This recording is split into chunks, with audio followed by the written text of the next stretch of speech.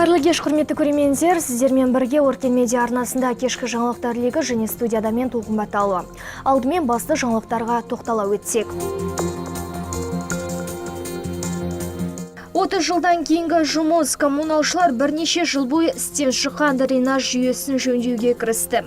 Үйдің жекеменшік құбырлары бұған тұрғындардың өздеріне қарайды, меншіктеріне. Біз оған қарамастан олар тазалап жатырмыз.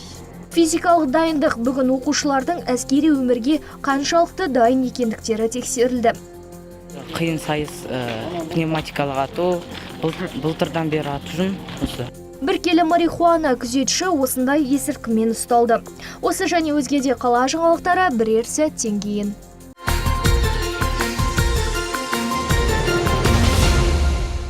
Жұмыс орнында есірткімен жерлесіміз құрықталды. 48 жастағы тұрғынды тексеру барысында одан бір келіден астам марихуана тәркіленді. Бұл туралы облыстық ішкі істер департаменті хабарлады. Ал кейбір ресми емес ақпараттарға сүйенсек, 48 жастағы азамат жеке кәсіпорындардың бірінде күзетші болып жұмыс істеген. Оны полицейлер қызмет барысында қолға түсіріп, қалтасына көк түсті есірткі затын тәркілеген. Қазіргі күні есірткімен ұсталған жігітке қатысты қылмыстық іс қозғалып, уақытша ұстау изоляторына қамалды. Егер алдағы уақытта күдіктінің кінәсі дәлелденетін болса, 3 жылдан 7 жылға дейін бас бостандығынан айырылуы мүмкін. Құқықтық тәртіп жедел алдын алу іс-шарасы кезінде есірткіге қарсы күрес бөлімі қызметкерлерімен 1968 жылға ұсталды. Одан 1 килограммнан артық марихуана есірткі заты тәркіленді. Бүгінгі таңда аталған азамат уақытша ұстау изоляторына қамалып, оған қатысты Қазақстан Республикасы қылмыстық кодексінің 296 бабы 4-ші тармағы бойынша сотқа дейінгі тергеп-тексеру амалдары жүргізілуде. Халықаралық деңгейге шығу басты талап. Осындай мақсатпен Қарағанды қаласында Қарағанды Инвест 2016 халықаралық инвестициялық форумы өтті. 4-ші рет ұйымдастырылған жиынға 1000-нан астам адам қатысты. Олардың қатарында шағын және орта бизнестің, әлеуетті инвестор мен ұлттық компаниялардың, сондай-ақ жергілікті мемлекеттік басқару органдарынан өкілдер қатысты. Алдымен форум аясында өңір үшін ел үшін маңызды деген жер қойнауын пайдалану, агроөнеркәсіптік кешен, түрлі инвестициялық жобалар қонақтардың назарына ұсынылды. Жалпы инвестициялық көрмеге құны 1,5 триллион болатын 151 жоба қойылды. Ал инвесторлар металлургия мен өнеркәсіп қана емес, көбінесе ауыл шаруашылық салалар мен энергетика, туризмге қызығушылықтары бар екендіктерін айтты. Осы сәтте айта кету керек, 2017 жылға дейін Қарағанды облысында итальяндық инвесторлардың көмегімен ірі ауыл шаруашылық жобасы жүзеге асатын болады. Оның құны 100 миллион евро тұрады. Италиядан келіп атқан біздің әріптестеріміз бізге 3-5 мың емес 50 мыңға дейін бас сырғара апарайық деп, сондай бізге ұсыныс беріп жатыр. Біз оны ескере отырып, қандай мына мүмкіншілігіміз бар, оған біз келісім бердік. Сондықтан осындай жоба болашақта іске қосылады деп күтудеміз. Шаһардағы жасыл желекті суару жұмыстарына дайындық басталды. Балқаш су мекемесінің қызметкерлері барлық құбырларды тексеріп, істен шыққандарын жөндеуге кірісті. Қазір мұндай жұмыстарға 3 бригада жұмылдырылды. Ал Балқашта жоспар бойынша суару жүйесі мамыр айының 15 күні іске қосылмақ. Дүйсенбіден басқа күндері жаз бойы күн сайын сағат 12-ден бастап кешкі 8-ге дейін өсімдіктер сумен қамтамасыз етілмек. Еске сала кетейік, электр энергияны үнемдей отырып, әр талды жеке-жеке суару жобасы былтыр іске қосылған болатын. Оған жергілікті бюджеттен 100 миллионнан артық ақша бөлініп, 2000 данасы сатып алынған тұғын. Город у нас не охвачен поливом. Қаладағы кейбір құбырлар қыстағы суықтан жарылып кеткен, крандар жоғалған. Соның барлығын қазір орнына келтіріп жатырмыз. Ал мұндай жұмыстар ертең орталық саябақта жалғасады. Біз 1 мамыр күні барлық суару жүйесін іске қосып, алдын ала тексеріп көреміз. Коммуналшылар дренажды жүйелер мен канализациялық құдықтарды жөндеуге көшті. Міндетті жұмыстардың тізімінде құбырларды тазалау, жамау және қақпақтарды орнату енген. Қаламызда су жүргізетін және канализация өтетін 30 мың құдық бар. Соның 700-нің бетін жабу керек. Жұмыс барысы жайлы толығырақ келесі сюжетте. Калмыков көшесінің тұрғындары әр көктем және күз сайын жауын шашын суынан жапа шегеді. Өйткені ағынды суға арналған дренажды жүйенің қайда екенін тұрғындар да мамандар да білмейді. Міне осындай мәселелерді коммуналшылар биыл мықтап қолға алды. Қай жерде екені белгісіз құбырларды металл іздеуші аппараттың көмегімен іздеуде. Ал тұрғындар болса, мұндай жұмыстардың көптен бері жүргізілмегенін айтуда.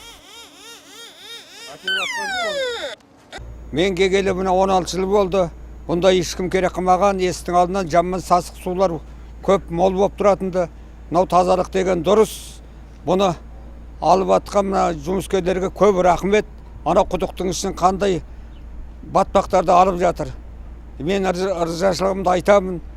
Күніне 3-4 құдық табатын мамандар алдымен оны тазалайды. Коммуналшылардың айтуынша ең қиыны сол. Тіпті таңданыстарын жасыра алмай отыр. Өйткені құдық әбден бітеліп қалған. Ішінен тұрмыстық қоқыстардан бастап құрылыстық қалдыққа дейін табылады. Ал оның барлығы тұрғындардың қоқыс жәшігіне жетпей орта жолда қалдырған заттары. Бүгінгі күнде дренажный құбырларды тазалап жатырмыз. Бізге негізі көшелер жетеді, кварталіне жетеді. Бүгінгі жасап атқандарымыз үйдің жекеменшік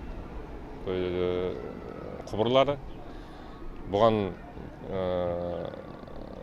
тұрғындардың өздеріне қарайды, меншіктеріне. Біз оған қарамастан олар тазалап жатырмыз. Балқаш су жұмыскерлері дренажды жүйелерден басқа су жүргізетін және канализация өтетін құдықтарды тексеріп жөнге келтірмекші. Оларда алда қыруар жұмыс күтіп тұр. Қала бойынша 700 құдықтың бетін жабулары керек. Ал оған бар болғаны 20 күн уақыт берілген. Гүлшат Байтөкешева, Думан Қалыбаев, Өркен Медиа. Балқаш су уәдесінде тұрды. Коммуналшылар Жидебай Батыр мөлтек аудандағы көп қабатты үйдің жертөлесінде кіріп жатқан суды тоқтатып, бітеліп қалған дренажды жүйені тазартты. Көктем келіп, қар ери бастағанда 14 үйдің асты суға тола бастаған еді. Тұрғындар дабыл қаққан КСК-ға хабарласқанмен, ондағылар бар жауапкершілікті Балқаш суға арта салды.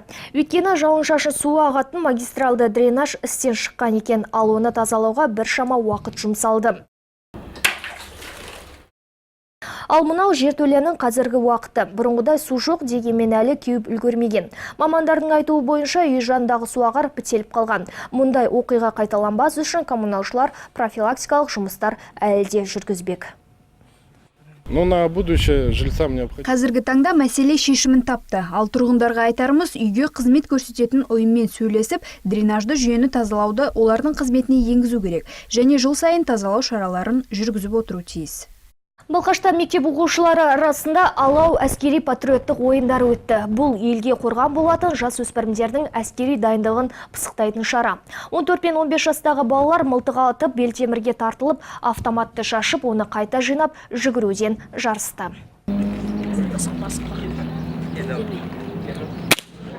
Мұндай шара қаламызда жылда ұйымдастырылатын. Биылғы жарысқа 15 команда қатысуда. Оқушылар көптеген сыннан өтуі тиіс. Соның бірі пневматикалық қарудан оқ ату. Ең көп ұпай да осы сайыста беріледі. Мысалы, 5-ші мектеп оқушысы Айбек Қоставлетов 5 оқтың 4-еуін дәл тигізіп, 21 ұпайға қол жеткізді. 4 раз, 2 и 1 мимо.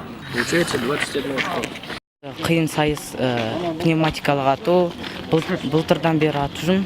Пневматикалық ару жұмыстарында қолын дірілдемей, көздеу керек жақсы. Сол көңілім толды атқан. Ал мынау ядролық химиялық зиянды заттардан адам денесін қорғайтын костюм. Оны киюге 1 минут 10 секунд уақыт берілген. Егер тапсырма осы мерзім аралығында орындалса, онда оқушыға 5 деген баға қойылады. Алайда қателік жібергендер көп болды. Ал мұғалімдер мұның себебін мектептегі алғашқы әскери дайындық пәнінің материалдық жабдықталуының нашарлығымен түсіндіріп отыр. Барлық мектептер мұндай костюммен жабдықталған. Сондықтан да оқушылар қателіктер жіберіп жатыр. Мысалы, шұлық кигенде көп шатасады, және қолғапты плаштың ішіне кіргізу қажет. Бірақ олар тапсырманы тез аяқтағысы келіп, оны ұмыт қалдырып жатады.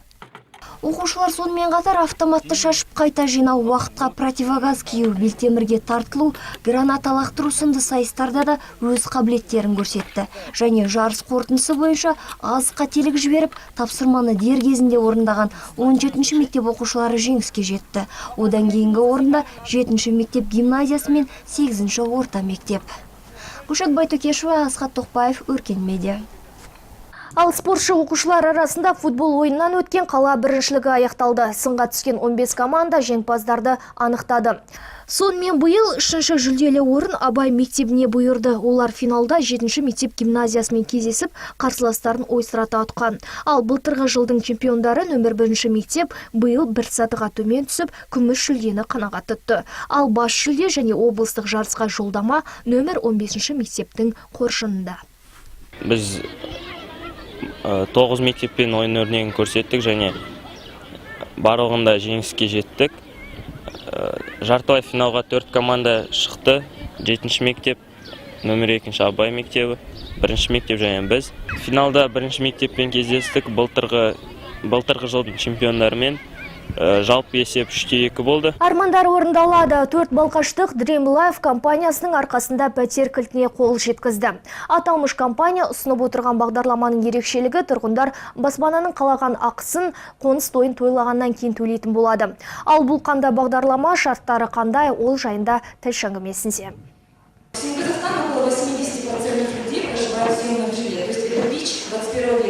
Иә, қазір қоғамда халықтың көбісі үй жалдап пәтерден пәтерге көшіп жүргені жасырын емес. Ал Dream Life компаниясы бұл мәселені шешу жолын ұсынып отыр. Фирманың Қазақстан нарығына енгеніне 1 жыл, ал кооперативтерінің жұмыс істей бастағанына 6 ай уақыт болған. Сол мерзім аралығында 50 қазақстандық баспаналы болыпты. Ал бағдарламаның шарттары мынандай. Клиент алдымен пәтер ақысының 7%-ын түсу жарнасы ретінде, 10% немесе 23-43%-ын үй кезегіне тұру үшін төлейді. Алғашқы сома фирманың дамуына арналса, кейінгі төлем баспана алу үшін жұмсалған қаржы болып саналады. Ал қалғанын 1 жыл мен 30 жыл аралығында өтей аласыз. Ай сайынғы төлемге сондай-ақ 10 мың теңге сақтандыру сомасы қосылады. Ал сақтандыру компаниясымен жасалатын келісім шарт бағдарламаның мерзіміне байланысты. Мысалы, құны 4 миллион болатын пәтер сатып алғыңыз келсе, ай сайын бар болғаны 20 мың теңге төлеп отырасыз. Преимущество социально-накопительной системы дом. Dream Life компаниясы ұсынып отырған бағдарлама өте қолайлы. Жан-жаққа жүгіріп көптеген құжаттарды жинаудың қажеті жоқ. Алғашқы және ай сайынғы төлем аз мөлшерде, ешқандай процентсіз және артық төлемсіз. Пәтерді үй алушының өз таңдайды. Қазақстанның кез келген қаласынан, кез келген ауданнан алуға болады. Қаржы АТФ банкіндегі шотта жиналады. Оны тек 2 жағдайда ғана шешіп алуға болады. Біріншісі пәтер алуға, екіншісі кооперативтен шыққан жағдайда. Бағдарламаға қатысушылар алдымен үй кезегіне тұрады. Кезек жеткенде компания сіз таңдаған пәтерді сатып алып, оны сізге жалға береді. Сізде өз кезегіңізде оны басқа адамдарға жалға беріп, пәтердің қожайыны ретінде туыстарыңызды тіркей аласыз. Алайда қалған соманы толығымен өтегенде ғана баспана сіздің меншігіңізге өтеді. Ал егер қандай да бір себеппен бұл бағдарламадан бас тартатын болсаңыз, жинаған қаржыңыз және сақтандыру компаниясына төлеген сома өзіңізге кері қайтарылады.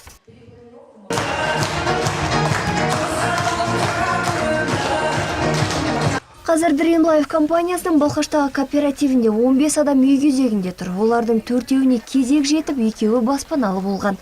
Қалған 2-еуі құжаттарын рәсімдеуде және жақын күндері қоныс тойын тойламақ.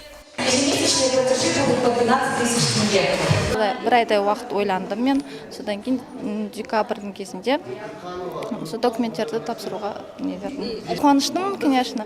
Енді неде среда күні документтар дайын болса, четверг күні үйге кіреміз. Енді нағыз қуаныштарым сол күні болатын шығар деп ойлаймын. Ездил по делам. Жұмыспен жүріп бір танысымды кездестірген едім. Ол маған осы компания жайлы айтып түсіндірді. Сосын фирмаға барып толық ақпарат алдым. Заңгермен кеңесіп 3 күннен кейін алғашқы жарнаны төледім. Бұл желтоқсан айында болған еді. Қазір баспаналы болып отырмын. Енді өз үйім бар. Қуанышымда шек жоқ.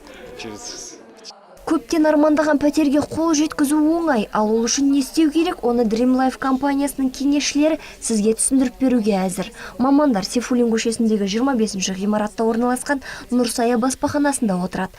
Басқа да толық ақпаратты 8775 328 21 68 нөмірінен, не болмаса төменде көрсетілген сайттан білуге болады. Күшат Байтөкешева, Дубан Қалыбаев, Өркен Медиа. Ал егер қандай да бір мәселені шеше алмай, заңгердің кеңесі қажет болатын болса, ертең Нұр Отан ғимаратына барсаңыздар болады. Онда заң саласының білікті мамандары сіздерге таңғы сағат 10-нан бастап тегін кеңес береді. Бүгінге осы, алда орыс тіліндегі жаңалықтар легі, ал ертең кешкі сағат 20:00-де аптаның қорытынды жаңалықтарын күтіңіздер. Сау болыңыздар.